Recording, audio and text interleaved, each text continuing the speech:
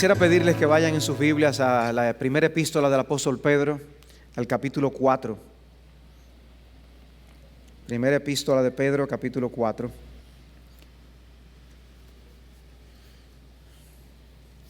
Dice allí el apóstol: por tanto, puesto que Cristo ha padecido en la carne, armaos también vosotros con el mismo propósito, pues quien ha padecido en la carne ha terminado con el pecado, para vivir el tiempo que le queda en la carne, no ya para las pasiones humanas, sino para la voluntad de Dios. Porque el tiempo ya pasado os es suficiente para haber hecho lo que agrada a los gentiles, habiendo andado en sensualidad, lujurias, borracheras, orgías, embriagueces y abominables idolatrías.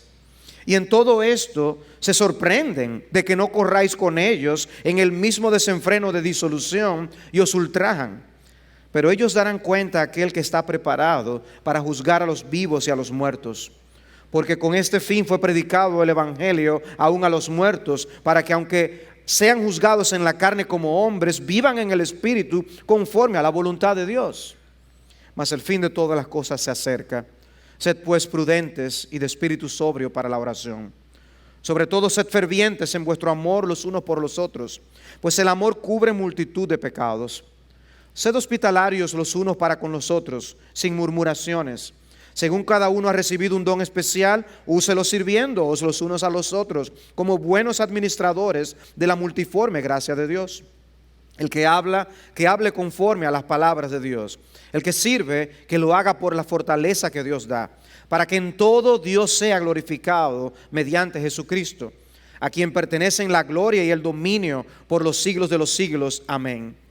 Amados, no os sorprendáis del fuego de prueba que en medio de vosotros ha venido para probaros, como si alguna cosa extraña os estuviera aconteciendo. Antes bien, en la medida en que compartís los padecimientos de Cristo, regocijaos, para que también en la revelación de su gloria os regocijéis con gran alegría. Si sois vituperados por el nombre de Cristo, dichosos sois, pues el Espíritu de gloria y de Dios reposa sobre vosotros. Ciertamente, por ellos Él es blasfemado, pero por vosotros es glorificado. Que de ninguna manera sufra alguno de vosotros como homicida o ladrón o malhechor o por entrometido. Pero si alguno sufre como cristiano, que no se avergüence, sino que como tal glorifique a Dios. Porque es tiempo de que el juicio comience por la casa de Dios. Y si comienza por nosotros primero, ¿cuál será el fin de los que no obedecen al evangelio de Dios? Y si el justo con dificultad se salva, ¿qué será del impío y del pecador? Por consiguiente, los que sufren conforme a la voluntad de Dios, encomienden sus almas al fiel Creador, haciendo el bien. El Señor bendiga esta lectura de su palabra en nuestro corazón. Pues mi meditación está basada en los primeros versículos de Primera de Pedro capítulo 4. La reflexión que quiero traer ante ustedes.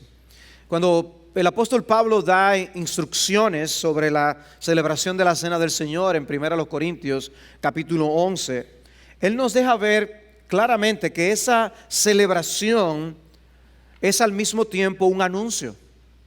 Él dijo: la muerte del Señor proclamáis hasta que Él venga.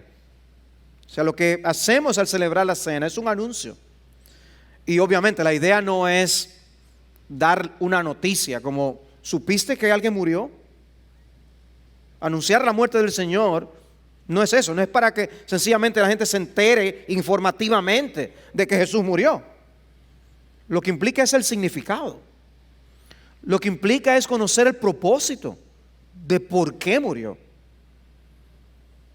Y nosotros mismos tenemos que entonces estar claros. Si ese es el mensaje que anunciamos, nosotros mismos debemos estar claros de su significado y de su propósito para celebrar dignamente lo que hemos venido a hacer. Ahora, el texto tiene una declaración que es con la que inicia, ¿no? y que anuncia esa muerte. Dice el texto: Cristo ha padecido en la carne. Esa es la declaración. Cristo ha padecido en la carne. Lo primero que trae Pedro a nuestra mente son los sufrimientos del Señor Jesucristo. habla de sus padecimientos en referencia a su muerte. Murió por nosotros, pero como Primera de Pedro tiene como uno de sus temas centrales el sufrimiento cristiano, él presenta el sufrimiento de Cristo y lo usa, como vimos aún en la lectura, para exhortarnos a sufrir piadosamente por Cristo Jesús. Pero Jesús murió. Jesús murió, Jesús sufrió al morir. Cristo ha padecido en la carne. Es lo que él dice, es el lenguaje que él utiliza. Y murió por nosotros. La versión Reina Valera incluye allí, ¿no?, el que fue por nosotros. La Biblia de las Américas no lo pone, hay una diferencia textual allí, pero no importa. En 1 de Pedro 2:21 dice: porque para este propósito habéis sido llamados, pues también Cristo sufrió por vosotros, dejando ese ejemplo para que sigáis sus pisadas. Cristo murió por nosotros. Sus sufrimientos, sus padecimientos fueron en nuestro lugar. En Cristo los sufrimientos fueron redentores. Nuestros sufrimientos no son redentores, pero somos estimulados a seguir el ejemplo de Cristo. Dice, dejándonos ejemplo para que sigáis sus pisadas. Y por eso más adelante, como leíamos, dice, no debemos sorprendernos por un fuego de prueba que nos sobrevenga, como si algo extraño nos aconteciera, hermanos. Estamos muy acostumbrados. Estamos muy acostumbrados. Pero la verdad es que el cristianismo del primer siglo fue un cristianismo de mucha oposición. Y me da la impresión de que el cristianismo del siglo XXI será cada vez más parecido a eso. Lo que se está gestando levanta un olor a persecución. Y tenemos que estar claros, hermanos. Cristo nos llama a sufrir por Él. Ahora, el sufrimiento de Cristo tenía un propósito particular. No era sufrir por sufrir. Había un propósito. Y no es simplemente decir por vosotros. Alguien puede, protegiendo la vida de otro, morir por otro. En este sentido, en el sentido de salvación en el que Cristo murió, nos indica algo con respecto al pecado. Es algo que tiene que ver con lo que ha traído un obstáculo en tu relación con Dios y la mía. El pecado trajo separación entre Dios y el hombre. Y Cristo vino a solucionar el problema. Por eso dice que Él murió para llevarnos a Dios. Su muerte tiene en cuenta el pecado.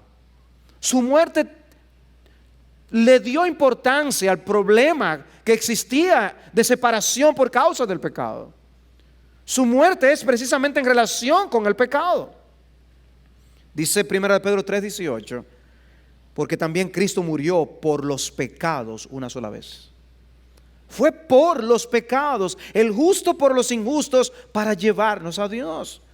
La intención de su primera venida fue expiar el pecado. La intención de su segunda venida será desvanecer el pecado para siempre. Pero primero debía lidiar con los pecados de una manera expiatoria. Cristo murió para llevarnos a Dios. En Hebreos 9:28 dice, así también Cristo, habiendo sido ofrecido una vez para llevar los pecados de muchos, aparecerá por segunda vez sin relación con el pecado, para salvación de los que ansiosamente le esperan. En otras palabras, la segunda venida no vino para lograr expiación por el pecado. Eso se logró con la primera. El propósito de la primera tiene que ver con el pecado, resolver el problema del pecado.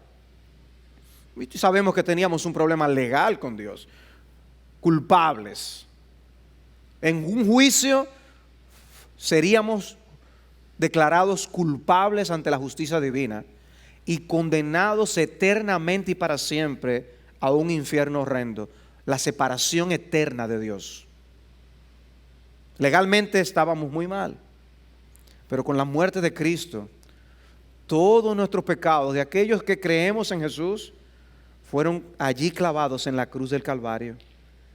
Y Él pagó la pena y culpa que todo su pueblo de todas las edades merece.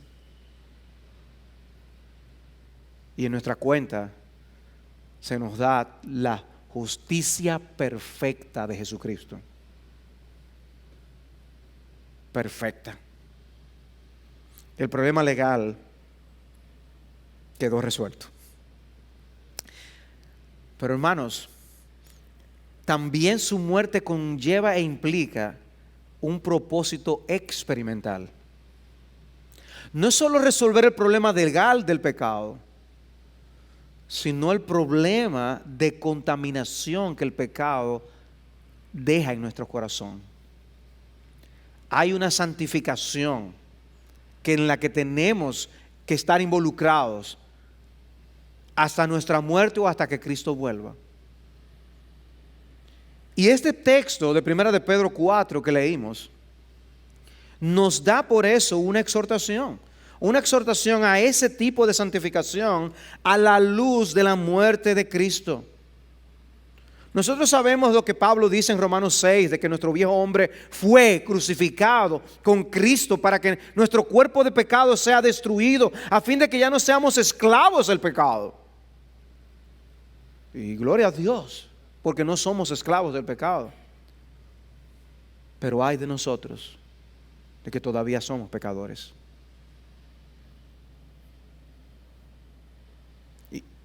Y eso trae la exhortación. Dice el texto, por tanto, puesto que Cristo ha padecido en la carne, armaos también vosotros con el mismo propósito. Pues quien ha padecido en la carne, ha terminado con el pecado. Había una intención clara en la mente del Señor al morir: terminar con el pecado, traer la solución definitiva al problema del pecado. Y lo que hizo, no lo hizo de una manera dubitativa. Lo hago, no lo hago. No. Lo que Pedro está diciendo es que en nosotros tiene que haber una actitud similar a la que hubo en Cristo. La forma como Cristo lidió con el pecado, dice, esa misma arma tiene que estar en nosotros. Esa misma actitud. Armaos también vosotros con el mismo propósito.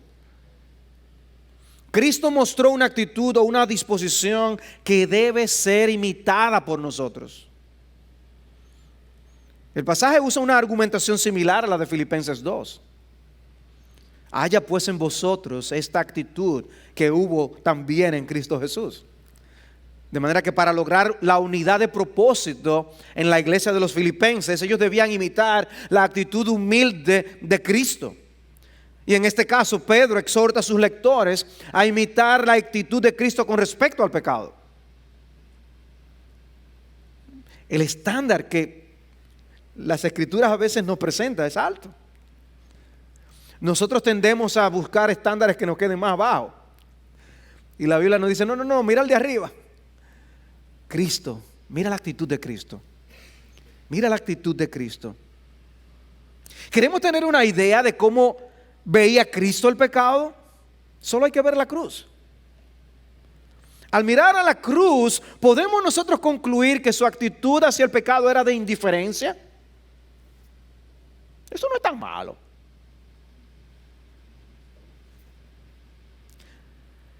Podemos afirmar que viendo a Cristo en la cruz, Él se podía hacer de la vista gorda con algunas cosas. O su actitud hacia el pecado era, bueno, yo voy a morir por los pecados groseros, pero los otros, como eso no es tan importante. ¿Por cuáles pecados murió Cristo? Todos. Todos. Somos nosotros los que hacemos esas clasificaciones. Y aún el mismo pecado lo vemos en otro y lo vemos peor. El mismo que tenemos, cuando lo vemos en otro lo vemos peor. ¿Cómo lo ve Cristo? Miremos a la cruz y dice, armaos vosotros con el mismo propósito. Armaos con el mismo propósito. Y el lenguaje obviamente es militar. Armaos. Toma tus armas. Cristo estuvo dispuesto a morir por causa del pecado. Y lo que Pedro está diciendo es nuestra actitud. Si tenemos que aunque morir, que muramos. Si hay que sufrir, sufrir. Hermanos, nos esperan días que yo no creo que van a ser mejores. No parece que el ambiente mundial es para eso. Y la Escritura nos llama a prepararnos para el sufrimiento. Y dice, mira el pecado de tal forma que se parezca como Cristo lo ve. Eso es lo que está diciendo. La actitud que Cristo mostró mientras padecía y moría por pecadores es la que debemos tener en nuestra lucha contra el pecado. Su actitud debe ser la nuestra. La vida cristiana es una batalla. Toma tu arma. Debes estar en esta lucha. Prepárate para la guerra. Es una guerra moral y espiritual.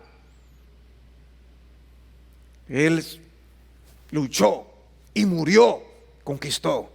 Nosotros posiblemente vamos a tener que sufrir y padecer para poder también luchar y vencer contra ese enemigo que tenemos. Para enfrentar esta guerra tenemos que estar preparados y equipados, armados de ese mismo propósito y actitud. Hay un arma que usar, con la que tenemos que ser cada vez más diestros. No es para tenerla guardada. Si tú tienes un arma y llega un ladrón, pero tú la tienes en una caja fuerte con combinación, y dentro de la caja fuerte con otra caja fuerte con combinación, no la vas a poder usar a tiempo. Bueno, así mismo nosotros debemos usar esta actitud siempre. Siempre. Debemos estar preparados. Cristo murió con el propósito de librarnos de la esclavitud del pecado. Y nosotros debemos aborrecer tanto el pecado como podamos de este lado del sol. Y debemos mirar a la cruz y venir a celebrar la muerte del Señor. Y pedir al Señor que nos permita tener nuevas resoluciones en contra del pecado. Hay una declaración, Cristo padeció. Nosotros tenemos una exhortación, armaos. Y hay una resolución.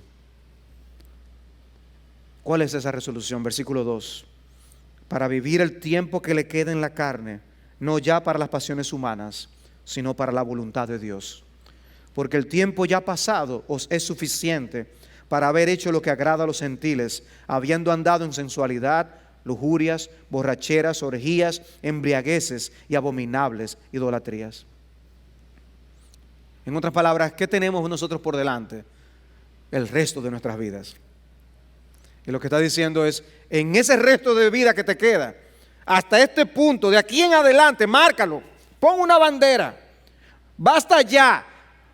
Eso que tú hiciste hasta este punto os ha sido suficiente. Basta ya. De ahora en adelante sea diferente. Ármate del mismo pensamiento de Cristo Jesús. Deja muerte esos pecados y vive para la gloria de Dios. A la luz de la actitud de Cristo. La libertad obtenida por la muerte de Cristo debe ser utilizada para vivir para un propósito diferente al que teníamos cuando éramos esclavos del pecado. Y ahora somos libres para obedecer a Dios y para ser santos. Debemos aspirar a una vida consistente con lo que Cristo hizo por nosotros en la cruz del Calvario. Basta ya, la noche está muy avanzada, dice Pablo, y el día está cerca. Por tanto, desechemos las obras de las tinieblas y vistámonos con las armas de la luz. Andemos decentemente como de día, no en orgías y borracheras, no en promiscuidad sexual y lujurias, no en pleitos y envidias, antes bien vestidos del Señor Jesucristo, y no penséis en proveer para las lujurias de la carne. Romanos 13, 12 al 14. Ven lo mismo que Pedro dice en 1 de Pedro 4, lo dice Pablo en Romanos capítulo 13, porque estos son peligros que nos rodean, amados hermanos, de los que tenemos que estar conscientes. Y todos nosotros venimos con bagajes de pecado. la Biblia nos dice, basta ya. De ahora en adelante, vida nueva. Deja esas cosas en el pasado. El diablo va a buscar a entretenernos, quitarte la energía que tú puedes dedicar para la gloria de Dios, robarte tu fuerza, de la fuerza y la energía y la sabiduría, los recursos que podemos usar para la expansión del reino de Dios. Y te lo va a restar haciéndote pecar, entreteniéndote con el pecado, con 1001 problemas. ¡Basta ya! Absteneos de toda forma de mal. 1 Tesalónicas 5:22. Seguid la paz con todos y la santidad, sin la cual nadie verá al Señor. Hebreos 12:14. No reine el pecado en vuestro cuerpo mortal, para que no obedezcáis sus lujurias. Romanos 6:12. Ven, hermanos, hoy es un buen día para tomar nuevas resoluciones. Basta ya. Os ha sido suficiente ya. Vamos a dedicarnos a la gloria de Dios. Vamos a dedicarnos a servir a Cristo. Vamos a armarnos con la misma actitud de Cristo. Su actitud fue para acabar y eliminar al enemigo, el pecado. Armémonos del mismo pensamiento, de la misma actitud, y vamos a luchar junto con el capitán, con la misma actitud y propósito que el capitán, en la eliminación de aquello que nos separa de nuestro Señor. Esta noche es una buena noche para tomar dignamente la cena del Señor, haciendo nuevos compromisos.